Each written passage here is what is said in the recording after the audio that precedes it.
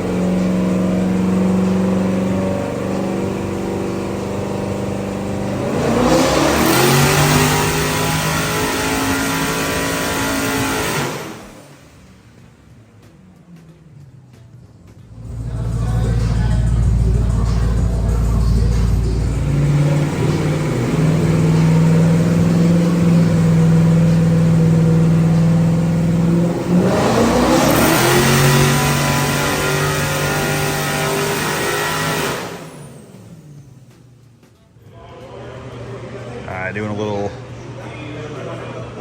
fix on the CO2 lines.